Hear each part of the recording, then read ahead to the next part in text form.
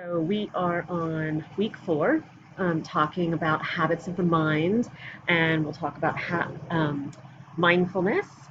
And the last thing we talked about in the last video was those habits of the mind and how we can have kind of go-to stories. That's what I call them. I do think that we can tend towards a fight or flight disposition when we are stressed or the system feels under threat at all. We might move more towards fleeing or a little more towards confrontation. Kind of tried to do a scenario where we had to figure out what our particular story might be in those, especially social, emotional types of moments. And so now we're going to talk a little bit about what we can kind of some other things about the brain and what begin to talk about what we can do about that in terms of coping skills. All right, so I did want to mention this, the negativity bias, the brain's tendency to notice and hold on to the negative more than the positive. So Rick Hansen is a neuropsychologist and author of a book called Buddha's Brain, which is on your extra credits list as well. Wonderful book, and a quote in there: the brain is Velcro for the negative and Teflon for the positive, meaning it really likes to hang on to negative stuff, and kind of like our nonstick stuff, it's Teflon. Positive stuff can slide right off. Now, you think about that, what it looks like in life, and say that, I don't know, you get a new haircut, you get a new outfit or something, and you go into the world, and 10 people tell you how wonderful you look, or something like that. And one person kind of looks at us sideways. We don't, doesn't even say anything, but can look at us sideways. We can get our stories rolling. And but the thing here is, what do we take home with us? Is it all the compliments and the good that we received? Or is it maybe the one negative look or maybe comment that came? Usually for many of us, it's that negative. And the brain is set up that way in a way, because early human, if you missed an opportunity for something positive, then another opportunity might come. If you missed the negative, the threat, you might get eaten or, die. So the brain learned very early on, that lizard brain, that very primitive brain, to look out for negative situations. And that amygdala that scans the world, asking, is this safe? Is this not? And it still does that. And though there are, I think I've mentioned this before, and though there are certainly places in the world and places in this country and even in our lives where there are physical threats, there are many more on a daily basis in our society, social, emotional, and cognitive threats. But the brain does the same thing. It's scanning the world, and it's creating stories to explain what's happening when it needs to. And sometimes, if the system feels under threat by something it sees or hears, or something happens, then it creates this negative story around it. Because it does think that it has to be on the lookout for threat in order to survive. And sometimes that's the case. Oftentimes in our society, it's not. But the brain will respond to something as though it's life or death, even when it's not. And so that's a good thing for us all to kind of remember, that when something feels like life or death, it's because the brain is responding as though it were, even when it's not. Okay, so that's kind of I don't know, I think it's a valuable point. So we do have in the brain this negativity bias. So our question becomes, how do we make changes that last? How do we deal with these stories? How do we really step in and make changes that are going to matter over the long term? And my answer to you is to engage neuroplasticity, that ability for the brain to shape itself around experience and thinking. If that is what the brain does, then we can step into it consciously and help our brain to shape around happiness habits. Let's build habits that increase those things in the pie of happiness, our agility, our gratitude, our optimism, our mindfulness, all of these things that positive psychology tells us can boost our well-being, that all of these things that we're talking about can boost our well-being. Let's create habits in our life consciously, because the brain is going to shape with or without us. It's going to create habits based on what it begins to see that we do over and over again. And so if we do things over and over again that behoove it, it's my word, behoove, um, then it will shape itself around those. That doesn't mean that it's not. This is why it's really hard to break habits, because habits have neural support to them, right? That hardwiredness. And it's really hard to break those. So the brain is always going to go for kind of what's easy, what it's always done, especially in cases of these social, emotional, or times of threat, be they physical, social, emotional, or whatever they are, because it wants to react quickly. So if it has something set up that it does, then it's going to do that. So it takes time and regular conscious practice to even begin, you know.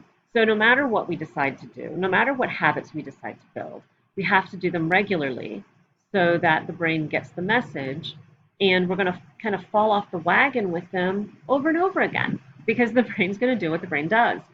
That's okay, as long as we keep working at it.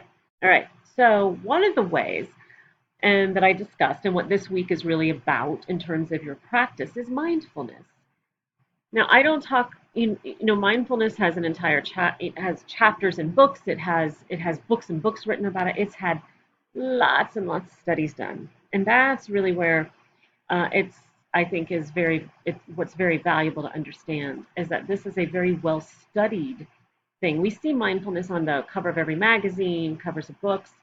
It's important to me that we know what science is showing it can do, and that there's much that might be out there that it's saying it can do that we don't know for sure. I am all about definitely following the science. One of the books on the extra credit list is called Altered Traits. That's a neuroscientist and a psychologist who followed the science of mindfulness, and I think that it's valuable. So, um, some things we know that it can do. Strengthen, and we'll talk about what it is here in a minute. It can strengthen attention, and so that allows for greater concentration. But it helps us befriend the mind, and it helps us focus on what is in the moment, even what's going on in our minds and our body, what we're feeling and thinking, without judgment. If we continue to practice mindfulness, we become an observer to our thinking rather than having to be hooked into every thought that we have. It allows us to notice our stories when they come up. Say, there you are, story. What else might be going on there? And it allows us to kind of direct our attention and so forth. It builds resilience and optimism. So it helps us to overcome obstacles, and it relaxes the mind and the body. Now, the way that it does that is it works when we're practicing mindfulness, very specific parts of the brain, those that are involved in attention and attention direction, where we direct our attention, those that are involved in awareness are activated. And we strengthen what we activate over and over and over again. When you activate the neurons involved in something, then you strengthen those just the way you build a muscle when you work it out at the gym.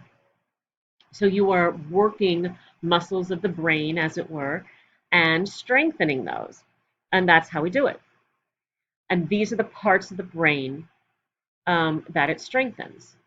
The parts that help us decide where to focus our attention, to notice what we're paying attention to, and redirect it. And that's important. So here's some studies on mindfulness to kind of help. 56 undergraduates assigned to one of two study groups. One received mindfulness training. They had to do it 2 intensive hours a week, 10 minutes before the study groups, and do an at-home practice. The GPA of the treatment group rose significantly above the control group.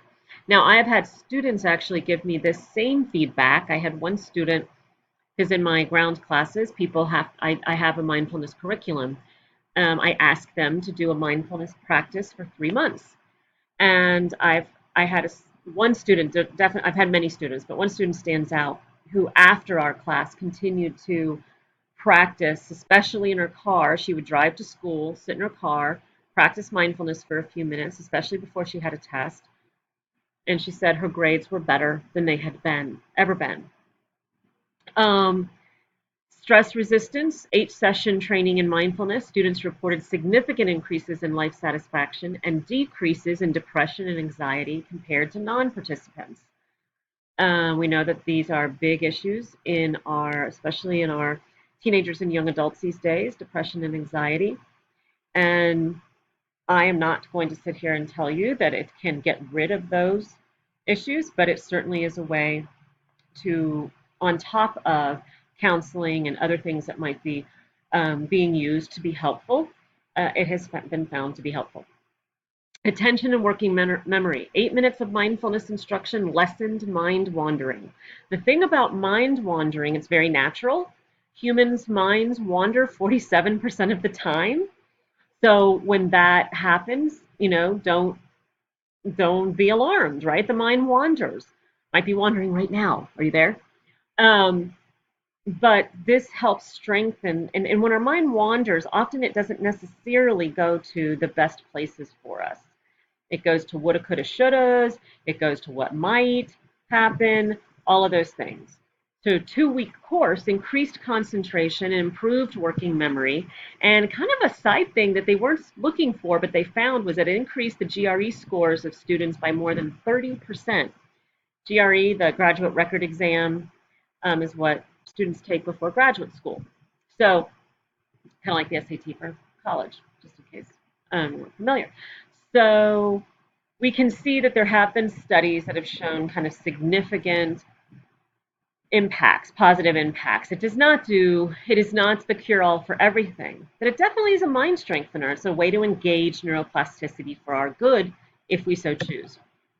So I'm going to take you through a mindful moment just to show you what this is about and what it means to be mindful and what a very simple short practice might look like. I have a 5-minute one um, in the information, in the module for this week. All right, so what I'd like you to do is sit with your feet on the ground, roll your shoulders up, back, and down. Tuck your chin just so your neck is in alignment with your spine, and really lift the crown of your head towards the ceiling so you can feel the stretch. And then allow your body to just relax. I want you to be sitting straight but not rigid. If you're comfortable, close your eyes. If you're not, just to gaze about a foot in front of you. Okay? And then all I want you to begin doing is to tune in to the sounds in your environment. I am not asking you to tune out. I am asking you to tune in to right now. Notice every sound in your environment. And do so without judging it or getting hooked into it. Simply observe. Even look for what you hear.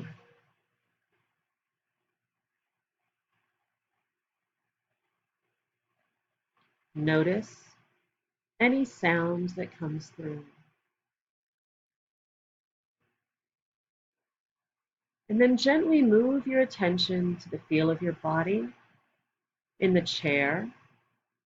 Feel your feet on the ground, your bum and your back against the chair. Notice the posture of your shoulders.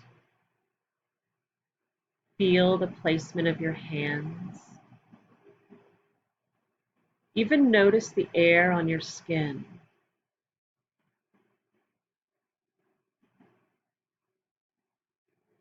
If sounds are still recognizable, that's just fine. We bring everything in the moment into awareness. And then gently move your attention to noticing where your body rises and falls as you breathe in and out. Is it your belly, your rib cage, your chest? You're not trying to change your breath. You're just noticing it. If thoughts, feelings, distractions come into the mind, the body, that is perfectly normal. Simply notice them, name them: distraction, relaxation, noise, and then bring your attention back to the up and down of your body, the in and out of your breath.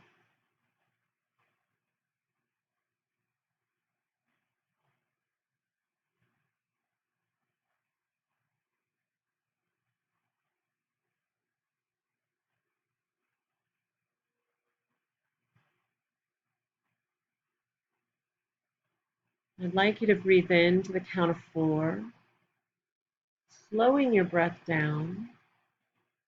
And if you can, breathe out to the count of 5 by slowing your exhale, not lengthening it. I don't want you to be short of breath. Just slow it down to whatever count you can. And just do that for a few rounds of breathing.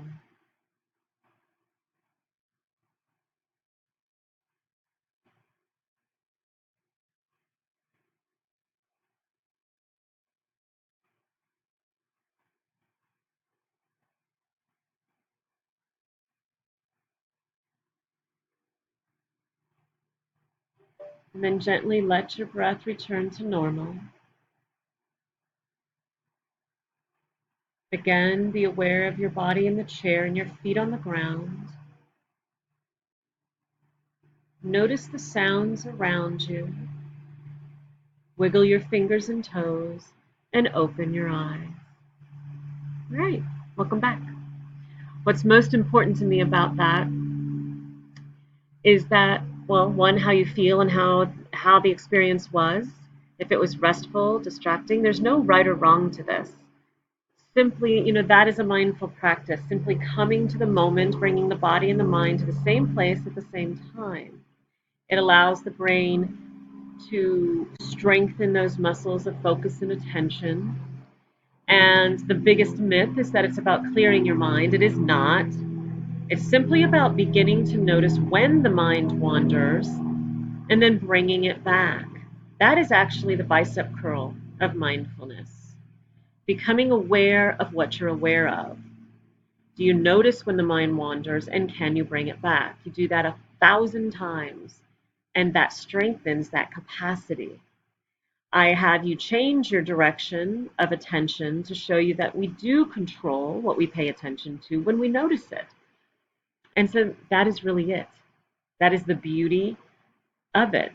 And so, a mindfulness practice is to do that. And I have that practice in the module, as I said. And I also have on the PowerPoint here just a little showing you what to do. You could go back through that if you wanted, what we just did. And so I'm going to stop this recording and take up again with this in the next one. I'll see you there. Bye.